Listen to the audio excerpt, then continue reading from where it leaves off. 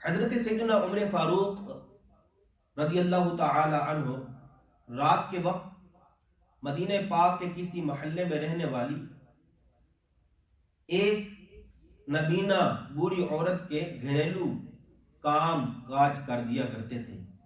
مثلا آپ اس کے لیے پانی بھر کر لاتے اور اس کے تمام کام سر انجام دیتے۔ حسب معمول ایک مرتبہ آپ اسی بڑھیا کے گھر آئے اور دیکھ کر حیران رہ گئے کہ سارے کام ان سے پہلے کوئی کر کے چلا گیا ہے۔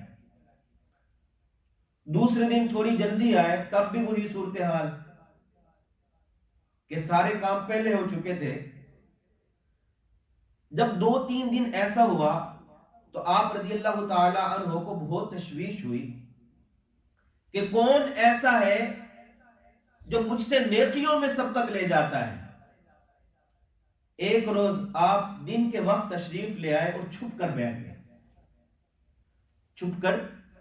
بیٹھ گئے۔ جب رات ہوئی تو دیکھا کہ خلیفہ وقت امیر المومنین حضرت سیدنا ابوبکر صدیق رضی اللہ تعالی عنہ تشریف لائے اور اس نابینا بڑھیا کے سارے کام کر دیے۔ اس نابینا بڑھیا کے سارے کام کر دیے۔ آپ رضی اللہ تعالی عنہ بڑے حیران ہوئے کہ خلیفہ وقت ہونے کے باوجود ایسی انکساری۔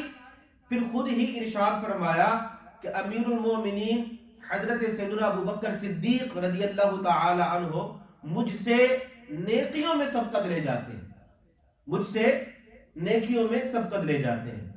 اللہ اکبر۔